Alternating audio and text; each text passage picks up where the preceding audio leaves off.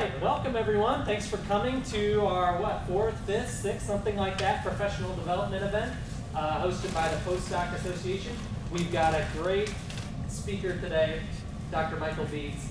He's going to talk about failing to succeed, how he's found success with grant writing. He has 3 R01s, NIH R01s right now, which is amazing. So he's going to tell us how he did it. But before we get to any of that, I'll just tell you a little bit about the Postdoc Association. I think everyone knows about the Postdoc Association. If not, we are a group that's self-organized on campus. It's run by postdocs. We have support from the Office of the Vice President of Research. They help pay for things like food today and Dr. Beets' big honorarium that he received, a couple grand, $5,000. But as I said, it's a completely self-administered group. We're run really by postdocs, and we have elections for new officers coming up in the next couple weeks. And we really rely on postdocs to volunteer their time and services to help make the Postdoc Association possible and events like this possible. We've tried really hard in the first 5 months that we've been around to have professional development events like this every single month. We have social events every single month, and those are all organized by fellow postdocs, Sharon and Glenn and myself. However, the commitment is very, very small. I think I spend maybe a couple hours a week working on this. Glenn and Sharon maybe spend about the same, depending on the week.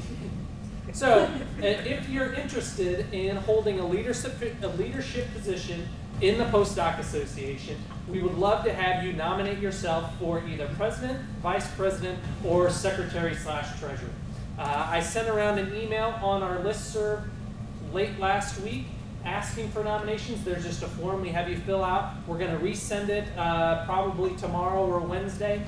And we'd ask that people who are interested turn those back in to us on April 30th. That's Wednesday.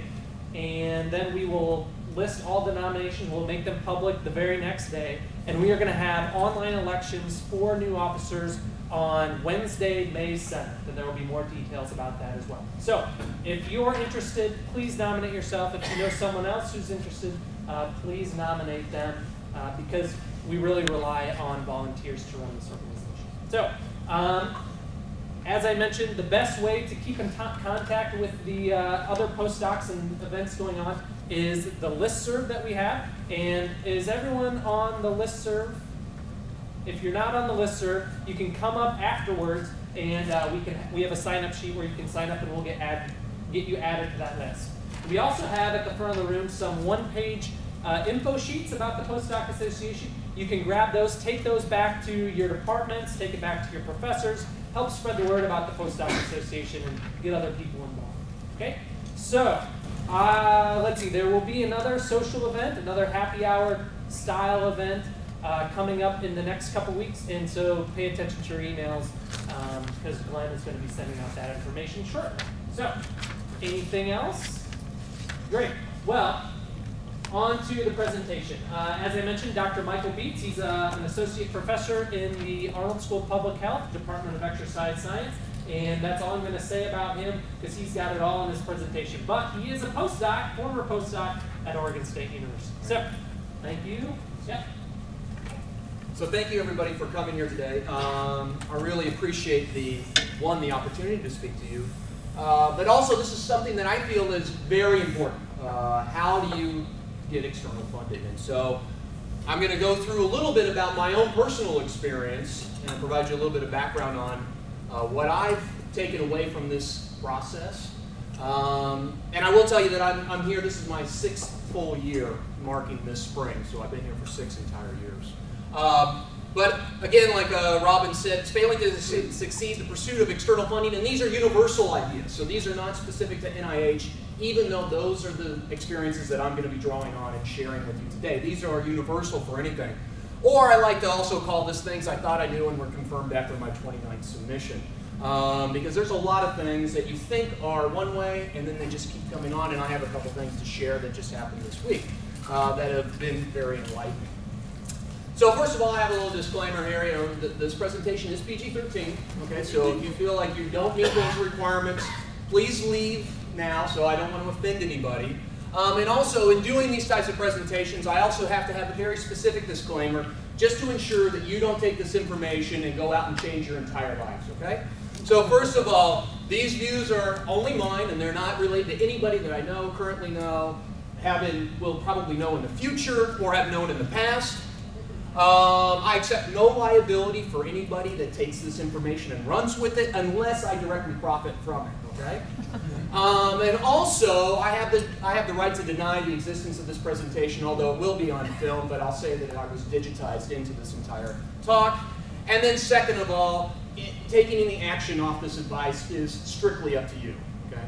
So I just want to be sure where we stand here as we go through this. And I also want to present on things that I will not talk about today, okay? So I won't tell you how to write your specific games.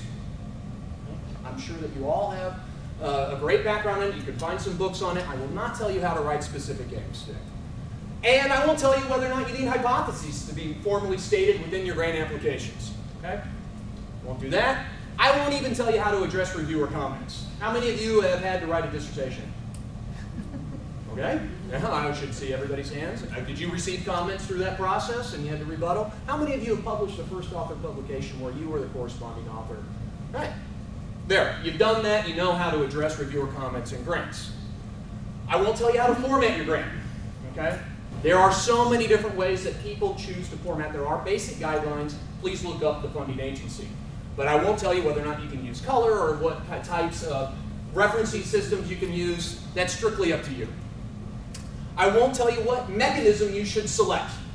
Okay? That's entirely up to you also. I won't tell you which idea you should pursue. We're not here to say your idea is better than this idea, or that the 5 ideas that you have, this one seems to have the most legs. You need to figure that out yourself, okay? So I'm not going to tell you which ideas you should pursue, because you'll come to find out subsequently in this presentation that sometimes it may not even matter which idea you pursue. And then I won't tell you who to include as co-investigators, okay? How you need to pick your supporting staff. And finally, I won't tell you how to do a budget. You should get an Excel spreadsheet, and there are numerous ones floating around that you just plug in numbers and it'll calculate everything out, okay? So that's not what you're going to get out of this talk. Okay? But before we get into it, I want to give a little background. And so I was a postdoc at Oregon State, but where did I come from? So actually, I started out in high school. I had a scholarship to Johnson & Wales Culinary School, but I never went there. So I decided to pursue an associate's degree in commercial photography and digital imaging at the Colorado Institute of Art. Subsequently, I went to Wichita State University, got a Master's of Education in Exercise Science, and concurrently I also conducted their MPH program. So for a couple of semesters, it kind of overlapped like this. A couple of semesters, I was taking 20 credit hours as a graduate student, having a GA, and doing other stuff like that. And then finally, I went to Oregon State University, where I got a PhD in health education and health promotion. And then also, I was asked to stay on for an additional year as a postdoctoral fellow with my major advisor at that time, Dr. Brian Flay, who was fantastic in terms of the amount of information that I learned from him and the growth that I received from that. And then I've been here as an assistant and associate professor, so that's kind of my general background. But also, why should you listen to me? So we all will probably have Beets like this eventually. Why should you listen to me? Well, I've come a long ways from my Mork and Mindy days, okay? So I've definitely progressed since then. Although I wish I could get some of those suspenders, but they're very hard to find. And the Mork shirt. But so far, some of my accomplishments to date, as a PhD student, I had 22 peer-reviewed publications. By the time I graduated, 17 of those were first author. I've since had 107 publications. I average about 14 a year that come out in press. As Robin had mentioned, I've received a little over $8 million in grant funding, and that's only within the last 3 years. And I've actually been invited to serve on NIH review panels and a CDC review panel here within the last 3 years also. So that's maybe why you should listen to me regardless of my educational background. Okay? So I'm going to share with you some principles and strategies for success. And I think that these are universal ones. As I mentioned, they don't pertain to any funding institute. Okay? These are universal ideals. And you're probably at the end of this going to go, well, why did you tell me this? I knew this stuff already. Well, surprisingly, a lot of people don't know it. And they need to hear it, and they need to have it repeatedly heard a time and time again. And I'll share some examples that I have from my own experience and those of my peers who will remain unnamed. Okay? So what we're going to do is I'll walk you through knowing your audience, 6 pages in the first time to fund it, the magic of the 3 R's, meeting internal deadlines, what we can learn from NJ, George Carlin, 24 Hours in the Honey Badger, and some additional lessons that don't necessarily flesh out into these bullet points, and as it was growing, it was getting unwieldy. So, what do we need about knowing our audience? Well, first of all, oftentimes we are really frustrated about who these reviewers are.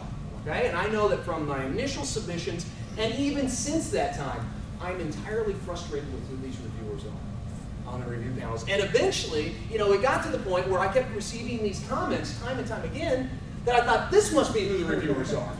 Right? These guys are horrible. They're out to get me. They are my arch nemesis. You know, they're the exact opposite of me.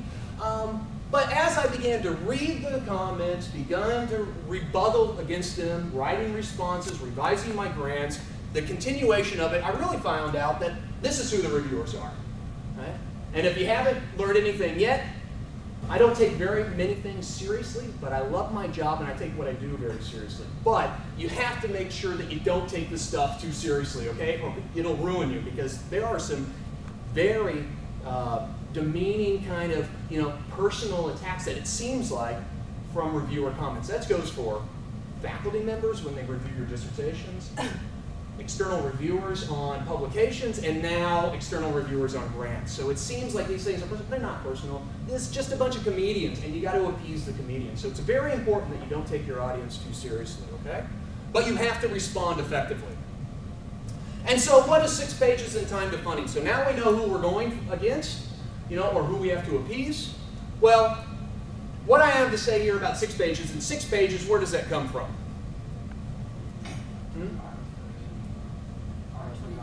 Yeah, it's the shortest page length for a mechanism at the NIH, okay? So they just went to that page length about a year into me being an assistant professor. And while everybody was up in arms because it truncated the amount of information I could shove into an application, I actually said, yes, this is great. I can actually submit 2 or 3 now instead of writing 1, 12, or 25-page application. So 6 pages is the minimal length of a RO3 or R21, or even an SBIR and other mechanisms at the NIH. And so if you don't have 6 pages, you better find a different job.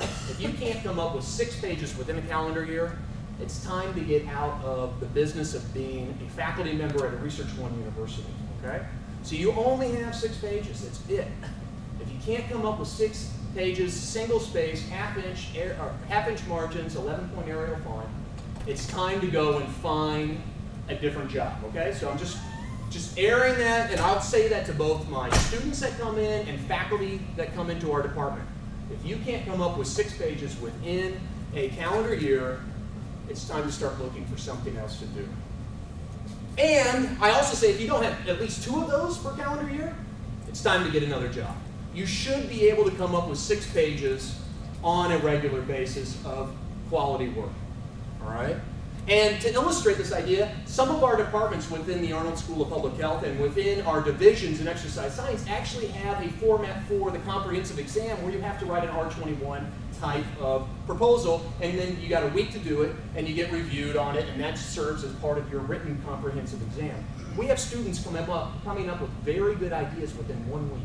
Now, obviously, it takes some time to revise and do some other, but they can get a very solid idea down in a very short period of time. So if, as a faculty member, if you can't be doing that, then you probably need to be going somewhere else and maybe just going to a liberal arts college and teaching full-time, and that's okay. That's clearly all right. I'm not saying that there's nothing wrong with that, okay? That's fine. But this is the realities of what we have to live with in today's faculty environment, all right? And, importantly, you never know what's going to get funded. Okay? As I went back to, I'm not going to tell you which ideas are good, because it's a crapshoot, okay? It literally is, okay? So I often think of our the first submission, as I'm testing the water, I'm just seeing, are they even receptive to this idea? And I say they are receptive. That's the review panel, okay? And you'll find out very quickly, because unlike foundations, how many of you have submitted to foundations for funding? Right? And you may, in some foundations, you don't even get a notification of what the reviewer comments were. It's just simply you did not get funded, okay? But in the NIH format, and I'm certain it's the same as NSF, that these governmental agencies at least provide feedback on the idea. Okay? And I've actually been not scored to funded in no time on the second submission, and I'll give an example of that. Right? So you might not get scored, but you get feedback, you address it, you put it in, and subsequently you might get funded. So again, what I say, it's a roulette wheel. You just put your number on there, and the more chips that you place, the more likelihood that you're going to have a ball fall in the number that corresponds with some of your chips. Okay? So you need to be constantly submitting these things. And so when we think about the first submission to the time to get funded, there are very definitive timelines that coincide with that. And so it can take 2+ years to actually have your first submission all the way to having it get funded. Right? And if you think about that within an assistant professor role, where if you come in your first year and you don't have any ideas and you're just kind of feeling out, you know, you're learning the ropes of a new assistant professor role, I got to teach new classes, I might even have to prep them all or develop them all, and then figure out who I want to have alliances with within the department and work with. And if you wait that whole first year and then you submit, and then it takes 2 years to get a funded application, so we're hoping that you get funded on the second submission, you're already up against your third-year annual review where they look at your progress to date. So this stuff takes a while to get going. So that's why you have to be submitting this stuff constantly. And so here's an illustration. So I had, this is based off of my first R21 that I received 2011, in 2011. So I had my first submission in the February cycle. So the NIH has 3 cycles. There's a February, a June, and an October deadline, basically, for their R series grants. And it was reviewed on June 6th. So I put it in. It's reviewed on June 6th. It doesn't get reviewed immediately. Okay. And I got a summary statement sometime in July. I subsequently revised it and put it in for the November cycle. And I say November because revisions have a 1-month delay on when they can actually submit for the NIH. So here we are. First submission, February 2010. Second submission, November cycle 2010. It doesn't get reviewed until February 2011. We're already 1 calendar year into it, okay? For it even to get reviewed. I don't even have the feedback yet. It's getting reviewed. They have a council review as part of, hey, these are the scorable or fundable grants. And then we go to council where other decision makers are saying, okay, here's all the fundable grants. Here's our pay line. This is how much we got to pay grants or how much we can fund for grants. Which one of these out of the stack do we want to take? Okay, so we're already at June 15th, so a year and a half into it. Subsequently, I got an official award letter on August 11th, so the entirety of this process is 18 months for the initial submission to when I actually was awarded, and this does not include how much time it took me to develop the proposal itself. Okay? So you have to be thinking about this in terms of your career trajectory, because if you're on a 6-year, you can go up after your 5th year assistant professor track record. Okay, so if you're on a tenure track, after your 5th year, you can go up on your 6th year for associate, tenure and promotion. If you're working off this timeline and you're only submitting 1 grant and you're waiting for it to get funded, you can maybe squeeze in 2 at that time if you're not doing anything concurrently. Okay? So this stuff takes a while. It's very important to realize that. So let's think about the magic of 3 R's here. And I think this is also important. In terms of how we might actually facilitate this process. Well, you need to be reusing publications and grants simultaneously, all right? So anything you write for publication should also go into your grants, and anything you write in your grants should be able to be used for publications.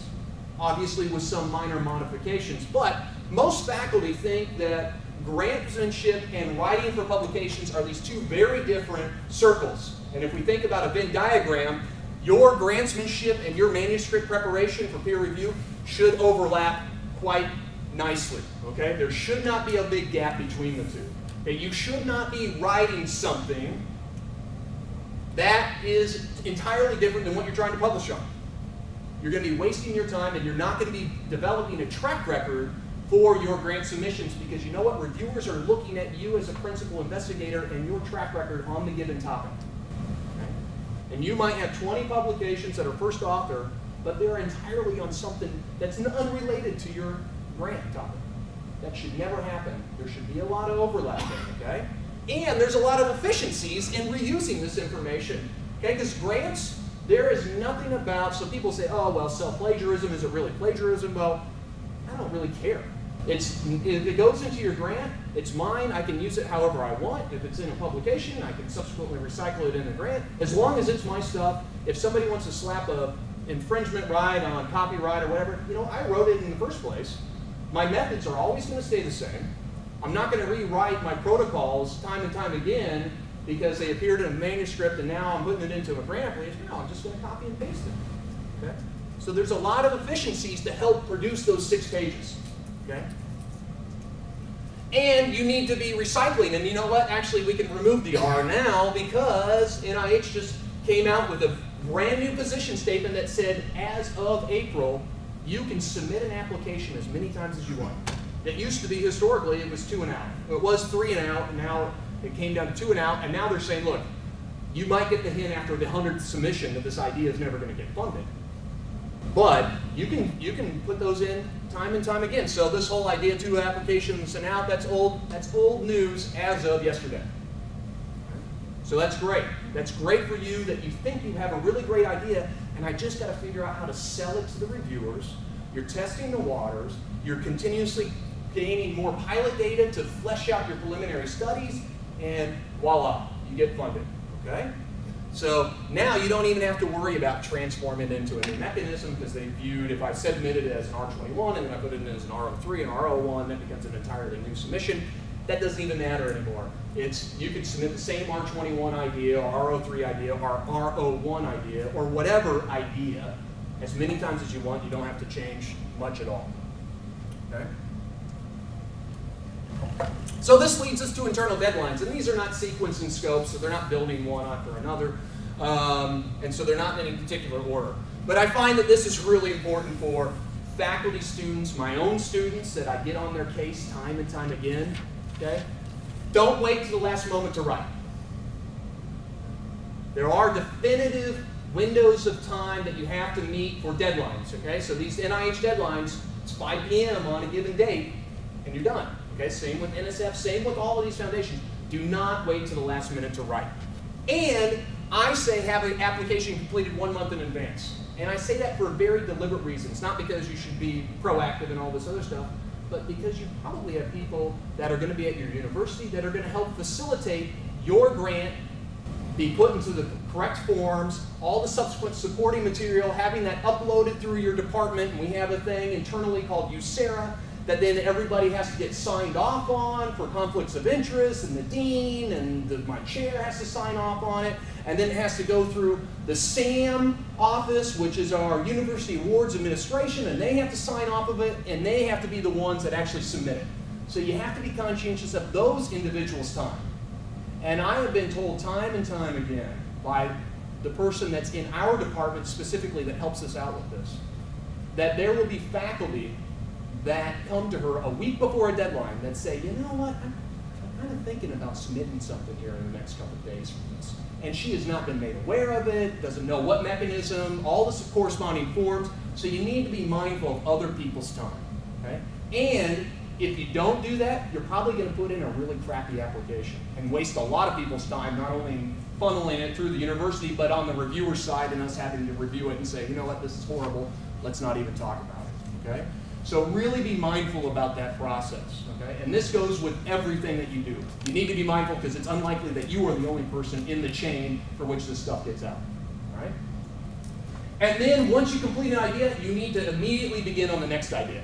So as Robin said, I have 3 concurrent R01s. I'm actually preparing a resubmission of an R01 that's going in this July, and I'm actually preparing an entirely new application for an SBIR that's going to shoot out this August. And so this is an ongoing process that it's not you get it and then you do the grant and then you wait around and you get another grant. Okay? You have to be putting these things in simultaneously. Okay? And so we should all, and we'll come back and revisit this, supporting resubmissions, you should, right? And always be working on manuscripts from which you can pull. And in my grant applications, all the figures, all the different charts and graphs, everything, tables from my studies that I've published, I take those and I put those into my preliminary study section. Okay? So I'm not recreating anything. I'm plugging those things in. So all of that stuff helps to support the resubmissions of those grants. So you should know that when you submit, you should know your weaknesses of your study. And you should know the things that somebody's going to pick up on.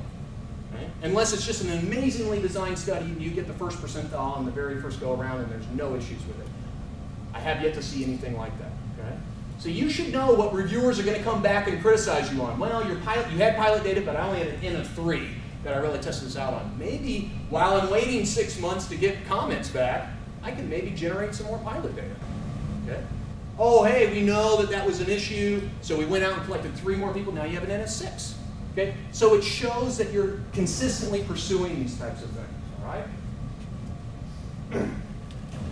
So this leads me to the wisdom of MJ. Okay? And I think this is extremely important in this process here. So Michael Jordan, back in the 90s, best basketball player ever. He had this amazing commercial that was done by Nike. And in it, he's walking through kind of the tunnel. He's got his headphones on. He's high-fiving people underneath the what is it, the center? What's the center that he's in? The United Center in Chicago. He's getting ready to go play a game. And the voiceover of Michael Jordan says, I've missed more than 9,000 shots in my career. I've lost almost 300 games. 26 times I've been trusted to take the game-winning shot and missed. I've failed over and over and over again in my life, and that's why I succeed. All right?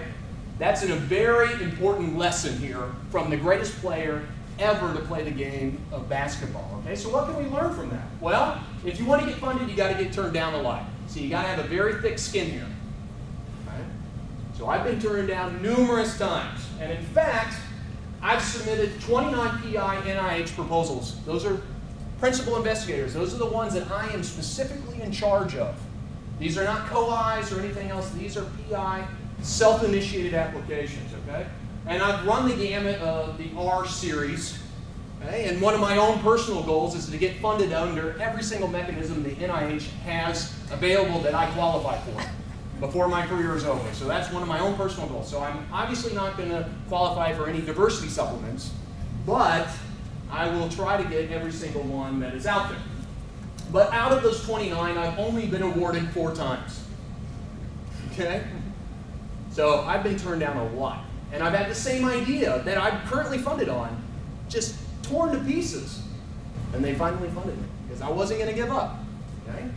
So, my current R01 that I have, so I've said I have 3, and one just got the award letter yesterday, one will get an award letter this fall, and one that I've had is in the 2nd year of its 4-year cycle. So my current R01 is a failed ALR grant, active living research. They hated it. Submitted to William T. Grant Foundation. They hated it.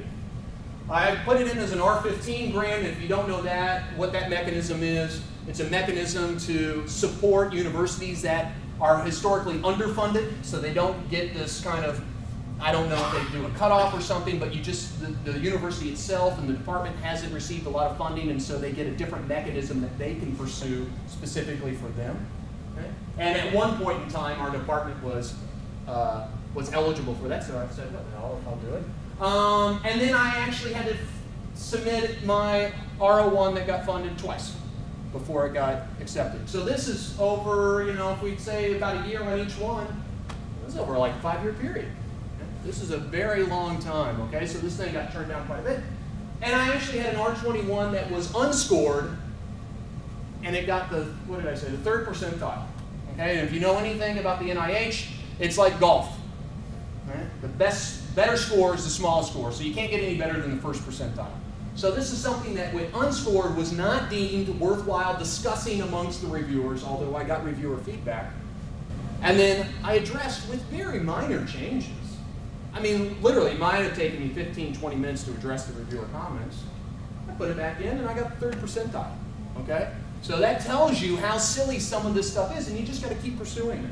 Right? And then my two new R01s, one was a 4th submission, and the other one was a 2nd submission, but it took so long because I submitted it underneath a special call, and that special call had a different time frame than the traditional calls, and so it actually took like 1.5 years for the first one to get actually feedback from. And it was so frustrating. But it got funded on the 2nd submission. Okay? And so these things take a long time to do. And you get turned down a lot, and you got to have thick skin of continuation of pursuing the ideas. All right? So what can we learn from George Carlin, 24 Hours in the Honey Badger? So we know that reviewer comments can be brutal. All right? And here are some examples of the things that I have received from smart people that say very unsmart things. All right? So before I even had funding, they were like, no. This person has no track record in funding, so we don't want to fund you. And then you kind of say, well, wait a minute. If that's the case, then how do you ever get funded if you have to be funded before you get funded? So it's a circular argument. It's a stupid thing to say. It's a meaningless comment. Okay? That's even in the presence of having substantial numbers of publications, first authorships, and massive amounts of pilot data, all this stuff. That was the major critique. I've never been funded before. And you're going to receive that comment, and what you need to do is you need to take that comment and just put it to the side. So, I can't do anything about that. I'm not going to go out and get funding so then I can get funding. Okay? I'm asking you for funding. Okay? So you just have to roll with the punches. You can't take it too seriously. And then once I received funding, they said, well, yes, you've received funding, but you really haven't finished any funding now. And so that was my major critique. You know? So, okay, first I never had received funding, but then I received funding and I haven't completed my funding. And so then they say, well, you know, I'm junior, and so I don't know if I can complete such an ambitious project. And these are directly, I just copied and pasted them out of my reviewer comments. Or I'm junior, but I have relevant experience. So, you know, you just say, you know, this is so stupid. And you know what? We can learn a lot from George Carlin, who says, okay? Those are meaningless comments that don't do anything except they really make you mad, okay? And I'm sure some of you have received comments like that before, where you're just so frustrated from these things. You're like, this is so stupid, okay? And we can learn a lot from the honey badger, okay? You just got to shrug it off. And so what do I say? You got to give yourself 24 hours, get pissed, call people names, go out and do whatever you want, and then come right back to it, address their comments, and say, thank you very much. I appreciate the thoughtful comments from the reviewers, and here's how I'm going to address it, okay? But you have every right to be pissed, and then you got to move on, okay? For instance, I had a program officer for my current R01 that's within 2 years. She said it was a terrible idea. Oh, I was pissed after this conversation, okay? She's like, there's no conceptual framework, there's no way that you're going to do this stuff, you're too junior, all this stuff. And I said, okay. So she was really hounding this conceptual framework, so I said, okay. Well, I was actually pissed for probably 48 hours on that one. But you know what? I said, all right, you know what? There is no conceptual framework, and there's nothing in the field that I want to draw on. So I'm going to write my own conceptual framework paper, got that published, and that's everything that I use from now on. Okay? So those are the kinds of things. You take those comments and you internalize them, and you say, you know what? You want a conceptual framework? I'll give you a conceptual framework. And by the way, we'll subsequently cite it and cite it and cite it and cite it as the way that you need to be approaching these things. And that's what we've done for all subsequent studies, okay, that have gotten funded. So you gotta get pissed. That's a very healthy thing to do. But you can't let it immobilize you. Okay? You can't let it make you not do something. Okay? Use it positively. Channel that differently and move on and actually accomplish what you want to accomplish. Okay? And sometimes we just got to say, thank you, sir, may I have another? And you might not recognize this reference to Animal House, but that's something that they were doing during a hazing of a fraternity. Okay? You just say, yeah. You're right, no conceptual framework. I am junior, but I'm working on it. I got pull-ups now, so I can go to the bathroom when I think I have to go. You know, all the stuff, you just appease them and you move on. Right? And so if we think about getting turned downs, this is actual data from faculty in the Arnold School of Public Health. Right? This is from 2005 to 2012, so it doesn't include 2013, 2014 submissions. But this is the history of R01 submissions in the Arnold School. So there have been 93 first submissions throughout the history of the 05 to 12. There's not that many, but we won't talk about the amount of submissions. We'll just look at the current numbers. And 62 of those were not awarded and were never revised for resubmission. You have 62 applications that were sitting there that got turned down. That's somebody, I mean, you're investing a lot of time and this is when there was the traditional R01 20-page length. Single space, 11-point font, half-inch margin application. So there's a lot of investment here to say, I'm just going to not pick it up and resubmit it. Okay? That's a waste of time. And if you're doing that, and if you have a track record of first submissions but not subsequent submissions, then you need to rethink your approach. Okay? But 28 of those were revised, and 12 were not awarded. Okay? But we had 11 of those 28 that were revised. We have a 40% acceptance rate on the second submission of the 28 that decided to revise. Now, that's not to say that the 28 were substantively different than the 62. I don't know anything about the details of those grant applications, the topic matter, all this other stuff.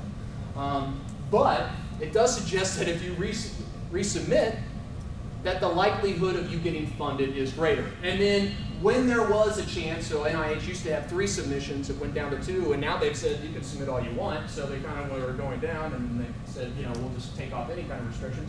But we got 30% awarded on that end. So you can see that getting comments that are almost career crushing, or at least you personally, you feel like you've been crushed, you revise, you resubmit, the likelihood of you getting funded is quite good.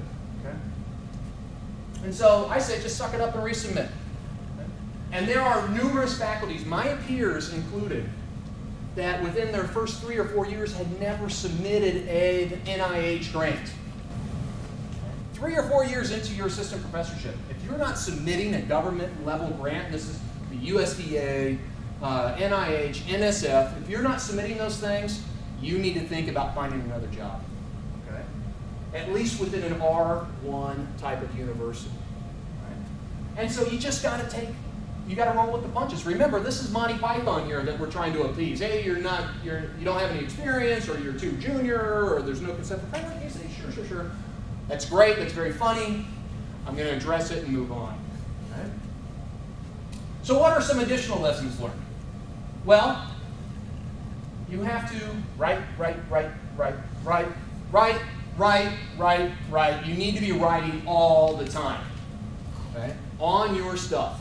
You need to be writing grants, you need to be writing publications, you need to be writing IRBs, you need to be doing all this kinds of stuff all the time. And subsequently, you need to be submitting.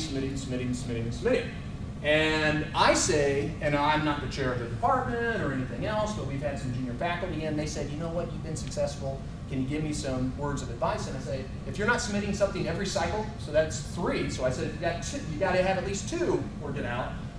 My minimum is you got to have something new going in every cycle.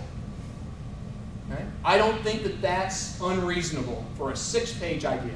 Because if you boil it down to it, there's only about 2.5 pages of that 6 pages that is any really new content, and the rest of it's all just methodology that you should be extracting from somewhere else.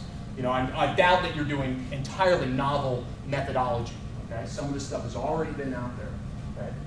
And so if you think about that, you really only have 2.5, 3 pages maybe that you have to write each time. So that's 9 pages total that you would have to write and generate as new within a given calendar year. I think that's a very doable bar to jump over. And in fact, it's not even, I think it's just laying on the floor, you just got to step over it, okay? But a lot of faculty choose not to do that, right? But I think that's going to what's going to make you successful. And those are first submissions. That's not talking about the revisions of the grants that you have in the hopper already that you're going to get feedback on and then going to revise and resubmit. So at times you will have 2 or 3 submissions, and I've had 3 or 4 submissions within one cycle before, just because I've had stuff all pile up at that time. Okay? A couple new ideas and a couple revisions. And that's what you need to be doing in terms of ensuring that you are successful. Right? And here's a really important thing. when you're thinking about anything that you're writing, that you're not going to self-cite, you should not write. Okay? If there's anything that you can take away with being successful, making sure that you're on your path, that if somebody comes to you and says, you know what, I want you to take ownership and leadership on this given project and write this paper, and if you look at the content and you don't think you're going to self-cite it later, you say, no, no, no, I can't do that. Now, on my Vita, I am part of other projects and serve as a co-author on things and a support role. But the things that I first author, I am not first authoring anything that is not directly related to the things that I want to accomplish in my research agenda. All right? So you need to really think about that. Now, I know that we're in the process of Vita building. Anything that you can get on there is going to be good. Yes. But eventually you've got to transition out of that, and you need to say to yourself, am I investing a substantial amount of time to analyze data, maybe collect data, and write this whole thing up? And will that time be paid off by me self-citing it later on? Okay? And if you can't say yes to that question, then you need to drop that project and find something else that you're going to self-cite. Okay? And then importantly, there are no catch-22s. And that we can't get funded without pilot data, and we can't get pilot data without funding. Okay? That's a circular argument. There's always something that you can be doing in order to get data to help support both the publication and a subsequent grant submission. Okay? So you can always be doing something to move your agenda forward. So when I first came here, I didn't have any students, I didn't have a lot of equipment. So you know what I did? I did review papers on the topic that I wanted to get funded on. And subsequently wrote a lot of policy position statements, reviewed policies that are out there, since that's what I'm interested in, healthy eating, physical activity, children, setting-based interventions, reviewed policy documents, and those have been the foundation of my work to come. And so while I don't have primary data acquisition within my pilot data, I can definitely demonstrate that, hey, I am the leading expert on policies related to healthy eating and physical activity within these settings, and therefore this is the agenda that needs to be pursued. You need to fund me. Okay? So that doesn't cost any money except your time, but you need to be able to identify that within your discipline. There's a lot of secondary data out there, so mine that for all it's worth. That actually contributes to your research agenda, right? So I don't want to hear any of this, I can't do anything without funding, but I can't get funded without doing anything. Okay? Never want to hear that. I'd say, look, step out my door, I don't have time for you. Okay? Very important. Okay? And so here's the final lesson within all this. We got to take risk. Okay? And I'll give a very good example of this with my walks with Ray. So as a young graphic designer, and I worked at the Wichita Eagle while I was doing part of finishing up my bachelor's degree at Wichita State, because if you remember, I had an associate's degree, so I needed 2 more years to get a bachelor's.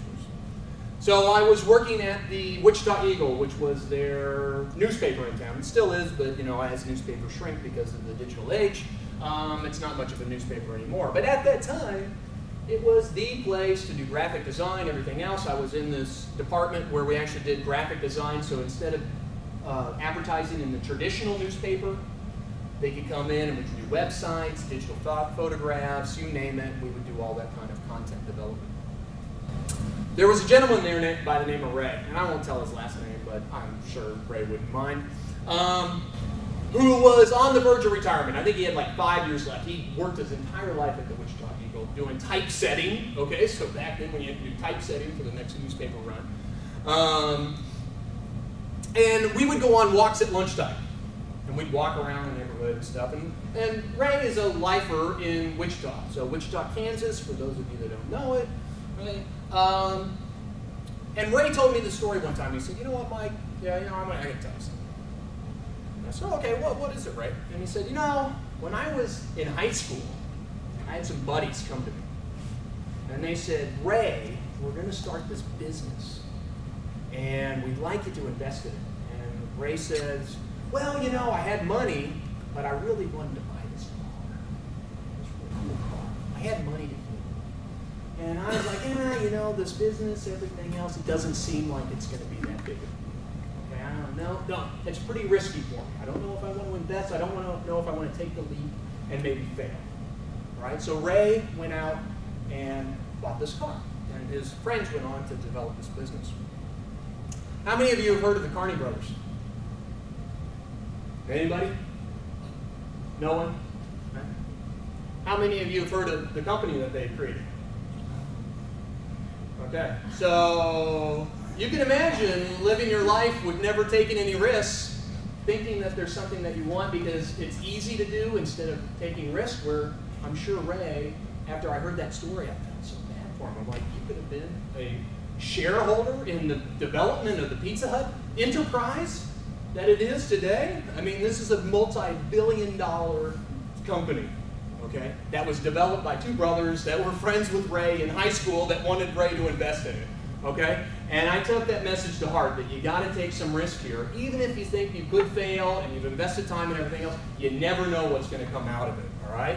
Because you don't want to be sitting there kicking yourself when you're about ready to retire from probably a job that he's not very happy doing, but just decided to do for his career, and looking forward to retirement because you know that your friends have started $1 billion company that they asked you to invest in. Okay? Never want to be part of it. All right? So you think you can take risk, and I think Nike coined it perfectly. You just got to do this stuff.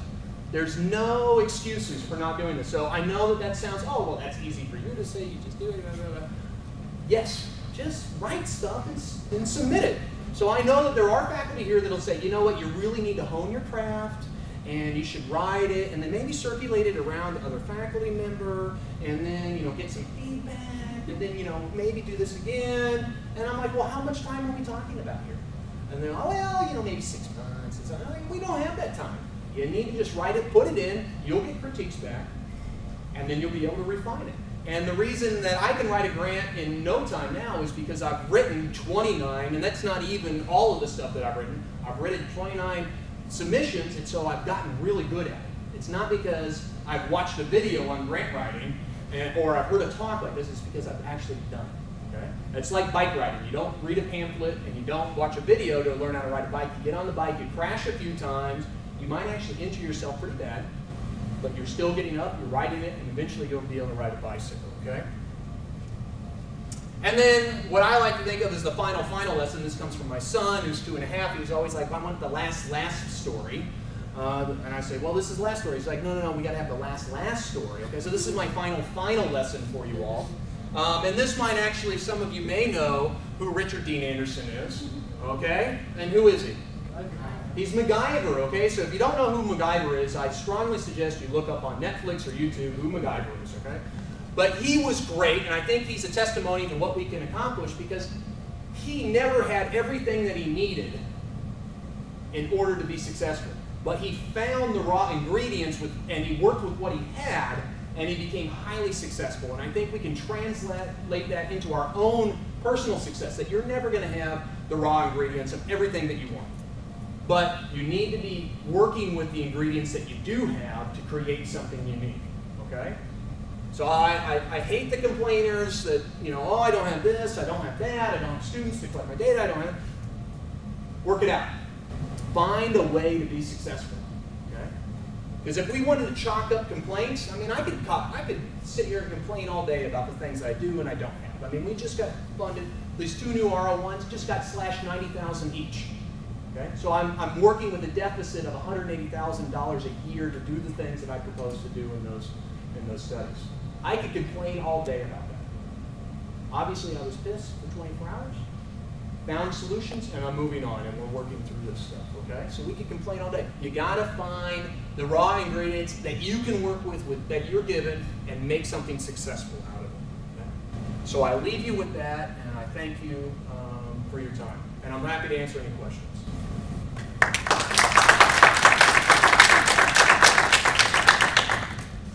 Questions? Yeah. So everyone I work with will say that you never submit a grant cold. You always have to involve the program officer early. So I guess my kind of question is, if that's your opinion, how early do you contact the program officers, and what do you share with them on that initial contact? I think that's a really good question. So the program officer, do I need to involve them? Do they give me any kind of utility feedback on stuff? What I've found is that I can't really figure out how program officers are selected or what's the criteria for a program officer. And so, in that sense, I really haven't gotten great feedback from them. Now, I will say that I have a really good program officer now as part of my newly funded grant. It's been very, consumer kind of oriented. Like they know that it's been great. The review panel is convened. People are talking. A review officer is over here, and they can't grimace or anything else. They can't show that they like or dislike any of the conversation. They just jot this stuff down, and they're listening to 70+ applications during the day or 2-day cycle, and then they're supposed to give you some feedback on the back end. I say don't even wait for a program officer. I have submitted stuff, but they don't tell me anything that I don't already know. And in fact, I've asked program officers to go through like my summary statements, what the reviewer comments are, and they just read it line for line, and I'm going, I could have read that. Like there's no, they have such a volume and stuff, so I really don't know if they provide any great insight, okay? And that's not to detract from what they do and but I just tend to wonder, have they ever been on our side? And have they been successful on our side? Because to me, I would think those are criteria for review officers, but I don't see that necessarily as part of their track record. So I would say if people are saying you got to involve a review officer, I mean, if you have to appease a faculty member, then obviously you do it. But when you become independent, I don't think that it's necessary. I haven't found much use out of that, and so I think it's going to be on your own, and, unless you have a really novel idea. But most of the times, so there are program officers for the institutions. There's program officers for announcements, okay? But then there's like the parent ones. So there are parent grant R01s, R21s that are just open calls that you can submit whatever. If your grant idea doesn't fall within one of the things that the NIH has said are some target areas, you can just submit any grant that you want and put it underneath the parent grant. And in fact, the lion's share of the grants that are reviewed by the NIH are the parent grant, or the unsolicited kind of just throw out your idea and put it in the format. So in that sense, you wouldn't need to involve anybody, because they don't have any decision-making power anyway. Anything else? Do you sleep? Yes, and in fact, you know what? I arrive here at work probably about 9 o'clock in the morning, because I'm hanging out with my son in the morning. I work out and stuff. Do that, and I roll in. Glenn can attest because he's got his office next to mine. And I work till about 4:30, and then I go home, and I rarely take anything home, and I don't work on the weekends. So what does your writing schedule look like? Because I know every person's like different for every person. So what works for you? So what works for me is that on my schedule on my door, you'll see that I have all Tuesday and all Wednesday blocked off. It says, unavailable. I actually had something else there, but I thought that was inappropriate, so I put unavailable. And then I teach on Thursday mornings, so I have open office hours Thursday afternoon. Then Friday mornings we have our lab meeting for 3 hours every Friday morning. And then I have Friday afternoon that's open, and then Monday morning is blocked off till about 1, and then Monday afternoon is open for students. And most of the things, I tell my students, I'm like, you probably can address many of the comments or questions that you're coming to knock on my door for. So think about it, ask another one of your peers, and then if you really can't figure it out, just email me and then I'll respond to you, or if we need to talk. But so I like to have some time to write, but I'm not sitting there for 5 hours writing the same application. I just cannot do that. So I'll write for about an hour on something. Some emails will come up that are crucial. I'll address them, and then I'll write some more stuff, and then I'll get on to this other topic. And if you look at my computer, so I have 4 computer screens up, I'll have, I'll have like 20 Word documents up, my EndNotes over here, my Stata program over here, my Excel over here, my Adobe Illustrator over here, so I'm constantly going back and forth through all this stuff. So that's just what works for me. I'd be happy to have anybody sit in my office for a good day and watch what I actually do, but it's probably not that interesting and not that insightful to help you along. Anything else? How many of you have multiple computer screens? Okay. Just 2? just 2. You should really go for 3. I have 4, and I'm thinking of upgrading to 5 or 6. It's really helpful, very, very helpful, because you're never just, I'm on Microsoft Word and I'm doing stuff, and then I'm looking at this stuff. No, there's always things. I'm looking at my tables that I've created off of the data that we've collected. I'm writing here. I'm perhaps creating a chart or graph. And I never create a chart or graph in one program. I start in one program, and then I take it and put it into another program and modify it and stuff. And so there's all these different things. So, as many ways to put the windows up and see what you're doing can really help facilitate workflow. And I don't think there's ever been a study on it, but Dell will claim that if you buy 2 of their monitors, it'll increase your productivity, I think, by 50% is what their website says. I think that they just came up with that to sell more monitors. But the more that you can have, I think, the better. Yeah. And obviously, you got to be able to track everything. So, yeah. Do you find that a lot of your grants, you're like building on ideas? Well, obviously, you said you're always citing like things, and But in terms of like the actual grant proposal, are they like very similar studies, or are they different? Yes, I think that's a good question. So I was funded on my R21, and out of that R21 came my 3 R01s. Okay. So out of my R21, we did. So I work in out of school time settings. I'm really a setting-based kind of interventionist. But my focus right now is out of school time with children, and that encompasses after-school programs and summer day camps. And so in our first R21, we did after school and summer day camps within that 2-year time period, okay? And now I've been funded on after school programs solely, R01, and summer day camp solely, R01, and a statewide dissemination of the work that we're doing, R01. So it's constantly building in that process. So we're now after the first year of our group randomized control trial for our after-school programs. Starting next summer, not this summer, starting next summer of 2015, we will collect baseline data for our group randomized control trial in our summer day camps. And launching this fall, we will start our statewide dissemination, implementation, evaluation of our work across YMCA after-school programs throughout South Carolina. So all of those things are gelling on each other, and the grant that I am revising and resubmitting for this June is another R01, and it's called Quest for the Best, where we're actually looking at asking those providers that are really doing great things, we want to come and see what you're doing, we want to quantify what you're doing, and we want to help you package it to then transport it to other places that need assistance. Because we think that practitioners probably know their programs best and the context of it best, rather than us as researchers sitting in our office going, oh, you know what, self-efficacy might be low in this group. So we ask practitioners, and so we're trying to do that that's our next grant that hopefully will get funded.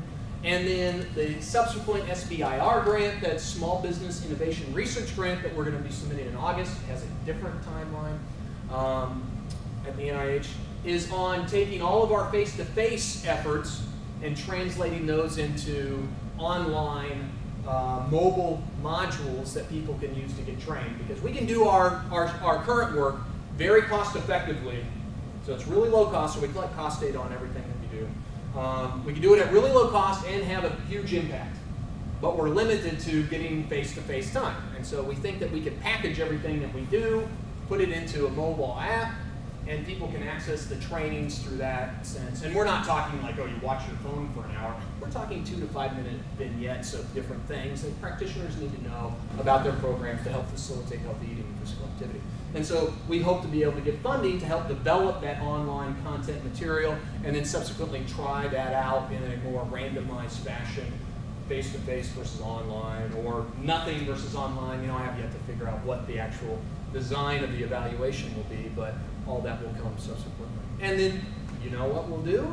We'll use all of our pilot data. Well, it's not pilot data anymore, it's group randomized control data off of our current R01 to support these new applications. Hey, by the way, we've just demonstrated in a group randomized control trial, if we're talking about the hierarchy of quality of science, okay, and I'll tell you, I'm not a fan of that hierarchy, but that's the prevailing paradigm. So for those of you that have taken my research method class, we have paradigms that we adhere to in our science.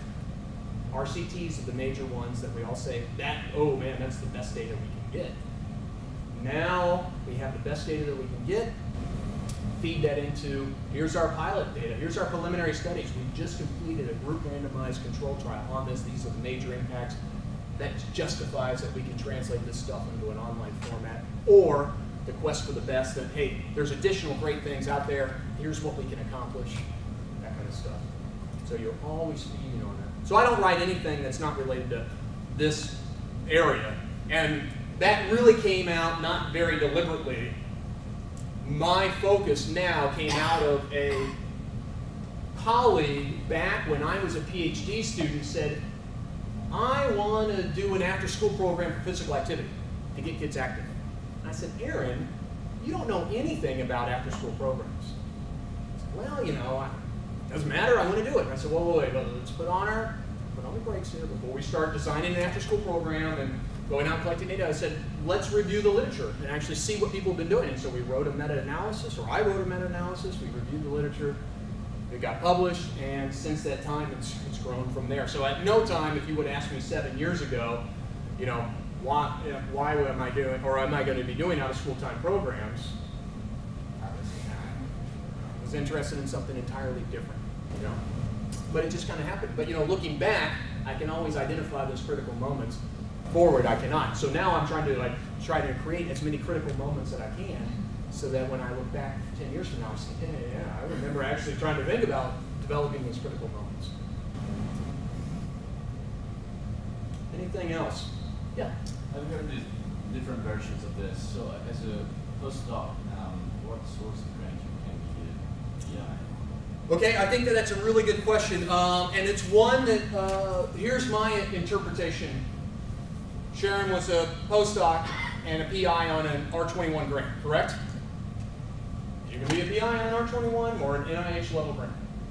I don't think that there's any other restrictions, and in fact, I can't find anywhere that says you have to have something. But faculty, even faculty in my own department will say, no, you can't, you gotta be or at least a research track faculty, if not tenure track faculty. But apparently we have proof that that's not necessarily the case, and so I say submit. I think you might have to, do you have to have mentor approval?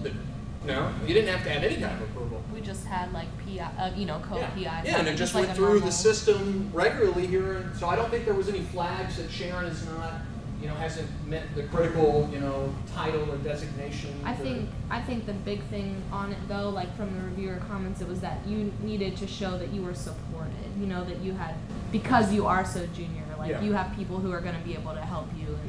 And I think that that's going to be important. So in your first submissions, you are going to have a senior person to help out your juniorness, okay?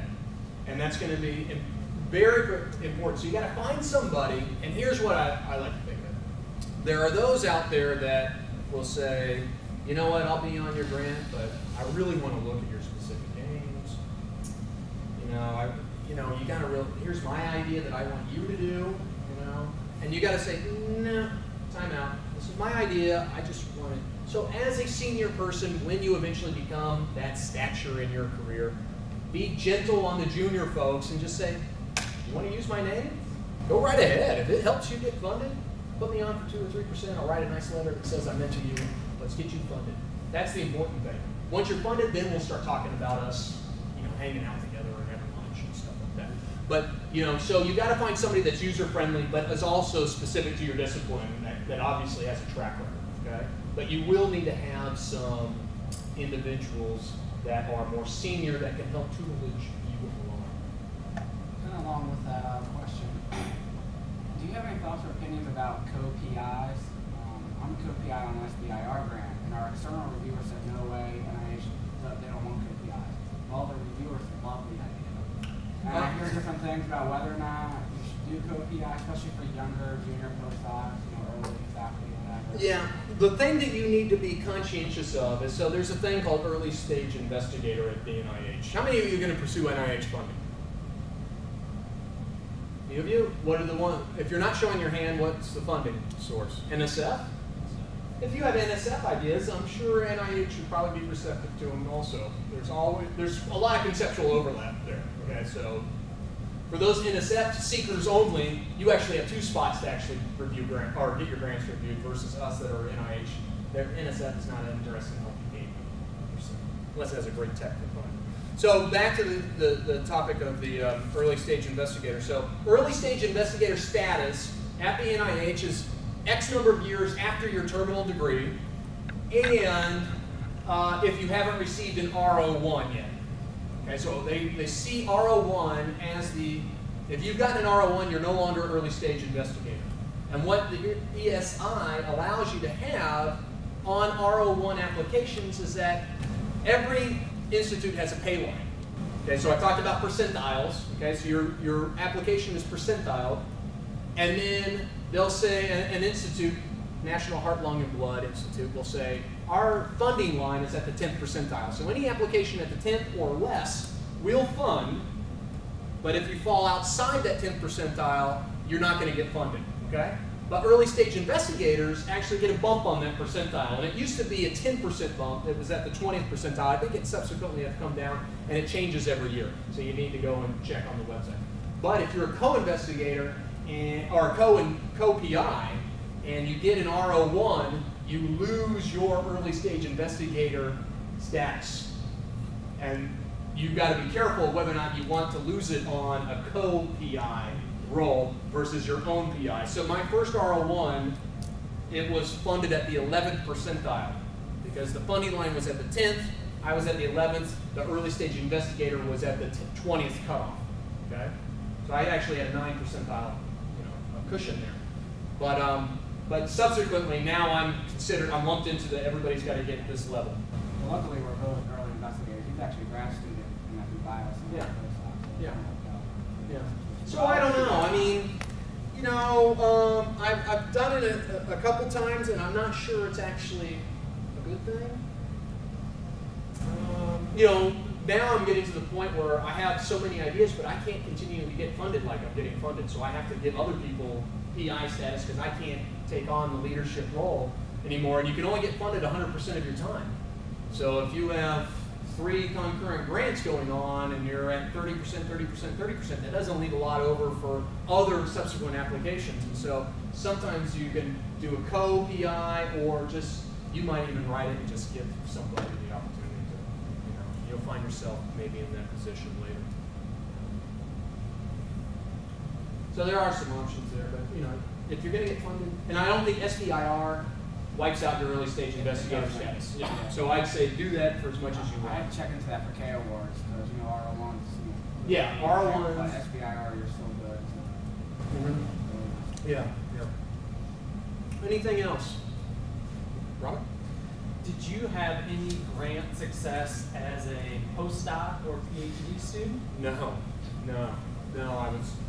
I was, and I don't, it's a very interesting business.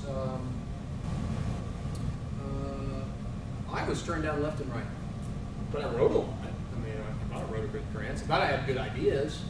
I was actually turned down by ACSM, American College of Sports Medicine. They had student grants. Wrote this one. I thought it was a great idea. All this stuff. They just tore it apart in 24 hours and moved on. I went ahead and did the study myself. I went and took out a small loan and everything, bought the equipment and stuff, did the study, submitted it. It got published within a couple months. They liked it so much at their flagship journal from the American College of Sports Medicine. So, this kind of stuff. It's silly things that go on. I had no experience writing grants really, and everything else. But if you look at it, it's not any different than writing a proposal for your dissertation. Everybody here has written a proposal dissertation. It's like, okay, what do I want to do? And I learned from my mentor Ken Patetti at Wichita State. And if you ever get a chance to meet Ken, he's a fantastic guy. He's very intimidating, but he's actually really just a loud Italian. No, sorry for those that are Italian in here. He's an American Italian, so that's any consolation. But he said, he never got any real grants. But he says, I like to write the grants because it helps me focus and think about what I want to try to accomplish. well, that makes sense. If I have to write out a 5-year timeline for a grant or something, well, it helps me put some thought into it. And so it's really gotten me good at planning. A really good planner and strategic planner. You know, what do we need to accomplish now, for tomorrow? Because I see what needs to happen at the end of 5 years. Start backtracking, you know, and you get really good at that. So, no, I had terrible success as a postdoc. But I wrote a lot. And I think that was beneficial. So you got to be writing stuff, okay? And, you know, my major advisors never gave me anything as data, except when I met Brian Flay 2 years into my program, and I only published like 2 or 3 things from him. So all this other stuff all the other 22 publications that I generated, 17 as first author during my PhD work, were all stuff that I self-initiated and collected myself. And so think about that. Don't say, well, my major advisor doesn't, I had that problem. I was like, nobody's doing anything. Well, I could either not do anything because nobody else is doing anything, or I could actually do something because they're not. And that's really it. So we always have choices, okay? We have choices here, and we can choose to be frustrated, we can choose to be down on ourselves, or we can choose to say, you know what? I'm gonna overcome all this stuff. And I think those are very easy choices to make. Although, as a society, maybe we don't necessarily agree with that. I know you said that you're not going to tell us which funding mechanisms to pursue, but what is your philosophy in terms of, like, if you have a great idea, but it's hard to find a mechanism, or if there's a mechanism out there, should you develop a proposal for that mechanism? You know, like the chicken or the egg. Do you understand? I'll answer your question, but it may not be the right answer you want to hear. What I say to junior faculty that come into our department, I say, look, don't come blazing guns out of the gate and go for an R01, because you don't have the track record. And it confuses me, and I'm often confused when I ask questions about things that happen in the world. Why would the NIH take their most prestigious grant mechanism, the R01, and provide people with very little track record a bonus to actually get those awards? That is counterintuitive to what I would think I would want to do in terms of facilitating junior faculty to get experience in order to get an R01. And so you'll hear it from senior faculty, maybe here and maybe when you go out, they'll say, oh, you should go for an R01 because you get this early stage investigator bonus or whatever. No. Write some R03s. It's unlikely that you probably have an R01 type of idea coming out of the gates in your assistant professor track. Okay? Write some R03s, write some R21s. 6 pages versus 12, so right there, okay? And you can recycle those and get some track record, and those are great pilot data, okay? So I wish somebody would have told me that when I came in and said, look, just focus on a bunch of R03s. It's not a lot of money, but at that stage, you're not looking to get millions and millions of dollars. You're looking to get some quality pilot data that you can continue to pursue for external funding for larger buckets of money. And then, so I think that that's really important, that might not be the answer that you're looking for, but I think that if I was to advise anyone in the first 2 years, I'd say, look, if you don't have, 2 years, that's 6 R03, R21 type applications, you should have accomplished that by the end of your second year. And that doesn't include resubmissions of the ones. So, your first submission, and now that you have unlimited submissions, so first submission you have 1, second submission now you have 2, because it's a resubmission of your first one and new submission. Third submission, now you have 3, twice for 1, third time for 1, and the first time for 1. Now you go on to your 4th cycle, and you can see how this stuff compounds. And maybe after the 3rd or 4th time on one grant, you get the hint, and maybe you need to put it to the side. But I bet you learned a lot in that process. I almost guarantee you learned a lot in terms of revising the stuff and seeing whether or not this was something that you need to continue to pursue. Okay? And so now that submission, limits are completely off, you can do whatever you want, and I think that's a great thing. I would flood the NIH or any other place with as many grants as you could. If I had a group of 5 or 10 individuals, I'd say, look, I got 5 or 10 ideas a day that could end up going for some grant funding. So you got to be thinking, you got to be creative, you got to love what you do. All right. So just be thinking about that. And again, some ideas are better than the other, but we can't get into this value statement of, oh, your science is so much better than this science. No. Every science is legitimate. It all has its purpose. It all has its place. Some is going to get funded more than others, but everything is legitimately pursuable and fundable, because you just never know. And a testimony to that is if you get on NIH Reporter. How many of you have gone on NIH Reporter? A couple of you. I highly recommend you get on NIH Reporter, and you can look at what they're funding, because it has a summary. That summary statement of, it's basically an abstract their funding. And I've gotten on there and I'm going, yeah, what the? And they're giving people hundreds of thousands of dollars on this stuff. So if that's not a testimony to just about anything, it's viable for funding. Okay, so never get discouraged. Sometimes you just have to keep putting things back and back. All right. Just a quick, well, two questions, but the first one's more simple. So because the resubmission process can go on and on over a period of time, is that the study sections change? Is that correct? So correct. When you resubmit, Membership you have the turns membership, over. but they still have, I mean, you're still responding to, they see the comments that were. So I don't know if they fully have thought this thing through. So what the NIH new policy is that you can resubmit an application any number of times, but after the second time that on the second submission, you have that one-page kind of rebuttal to the reviewer comments. But after that, you don't get that any longer, and then it becomes a new submission, but it's the same thing, and then you get that again so the third one you wouldn't. The fourth one you would, is how I understand the process. I don't know why. They're probably trying to make it so you don't have an additional page after you've been turned down once. So you only get that once, and then if you don't get funded on the second submission, your third submission is a brand new submission back to the original guidelines, and then the fourth submission could have responses from the third submission. But then your fifth submission, if it's unfunded, would go back to an original submission without the added page, and then the sixth submission would get the added page of reviewer rebuttals.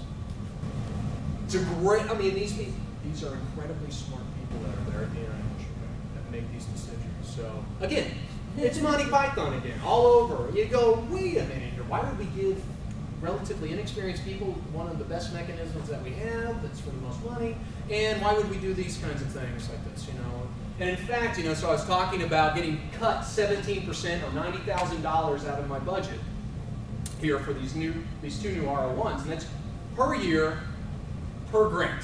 So I'm losing $180,000 total in direct costs for things that I wanted to do. And so I'm talking to my program officer, and she's like, well, I like to talk to applicants beforehand to make them aware that there's going to be a 17% cut in the budget. And I said, so what are you telling them? Are you saying that you're aware of it and that I'm going to pad my budget 17% on my science? I said, and she's like, well, I can't tell you to officially do that. And I said, well, wait a minute here. If I have to pad my budget 17%, that's going to get picked up by the reviewers, because they're going to say there's no way you need this amount of money to do what you're proposing to do. Okay, so I said, on that hand, that's a waste of people's time. Okay, and she said, well, what people are doing now is that you can actually request to get above the 500,000 cap, which is the R01 direct cost. So you can actually request more money, direct costs, in the idea that you're going to get a 17% reduction. But you have to get special permission. But it can't be because you're going to get a 17% cut. And I said, well, wait a minute here. It sounds like you're gaming the system. And I said, this sounds like it's taking a lot more time on everybody's part. You're involving more people to make more decisions about something stupid. I said, why don't you just say, look, we're not going to fund above $400,000 in direct costs, and call it that. People will be proposing $400,000 level science. Well, I'm like, wait. That seems like a really easy solution. Instead of gaming the system, which wastes a lot of other people's time. But that's kind of the mindset, and I'm not the sharpest tool in the shed. But to me, that seems like that's a fairly intuitive decision to make, to stop all this extra kind of administrative bullshit that goes on about, oh, okay, well, Jen, you've asked for over the cap of 500,000. Well, what's the justification? I have to write the justification. And so she was saying, okay, well, you got to come up with $90,000. What are you going to do? I said, well, I don't know. I'm looking at what I'm doing. And she's like, well, you can't cut any of your aims until we cut you 25% of your budget. So I still have to accomplish the same level of science, because it's only 17%. It's not 25% of the total budget. And so she said, well, do you have any, like maybe in year 2 or 3 you're going to upgrade your computers? I said, I don't have $90,000 worth of computer upgrades. And she said, well, could you not have hourly employees and you just get practicum students to collect your data? And I said, you want me to hinge the collection of my data on practicum students that are going to enroll and get credit hour for this? I'm like, you're kidding me. This is ridiculous, And so this is their mindset of solutions. And I said, well, I might have to reduce my N overall N, but I'm not. What's happening is that I'm taking a pay cut, and my co-investigators are taking a pay cut because we still have to do the science. But so the program officers are, it's just, I wanted to strangle her. I'm like, what are you talking about? And she's having this conversation with multiple people. This is not just me. Because she's like, oh yeah, I have this conversation with a lot of people. I'm like, well, I think that the $400,000 cap would have eliminated a lot of those hour-long conversations that you're having with us, and would have freed up a lot of your time to help pursue other things that are probably a little bit more meaningful than explaining how you're going to reduce $90,000 in your budget and still get the same amount of science. So it's really, it's a very strange, confusing thing, and you just gotta roll with it. You gotta find humor in it, So I'm like, are you kidding me? And I told her, I said, I know that you're not a decision maker on this, but I would like this conversation to be shared with those that do make these decisions, because this is, it just can't function like this. It cannot continue to function like this. It's weird. And maybe I'm naive and I don't know the complexities of all this stuff, but I think if you just say, look, 400,000 cap, that solves that problem. So these are the new things that you'll see as you come along. And funding might get even tighter as you go through your career. But if you get enough lines in the water, you're eventually going to get funded. So you have to be doing it. Again, it goes back to putting the stuff out there. If you're putting $1 grand in and then waiting for it to get funded, you're wasting a whole hell of a lot of time. And I see faculty do that left and right. There's faculty here in their own school, there's faculty that I know across other universities. Well, I put my one in for the year, boy, I guess I'll wait till next year to do anything about it. No. But I'm not successful. Well, I can tell you why you're not successful. I'm not going to tell you about your idea. I refuse to critique your idea. I will if I'm a reviewer, but I refuse to tell you if your idea is good or not. But if you want to be successful, you've got to be taking that game-winning shot and be willing to miss it. Okay? It's really critical.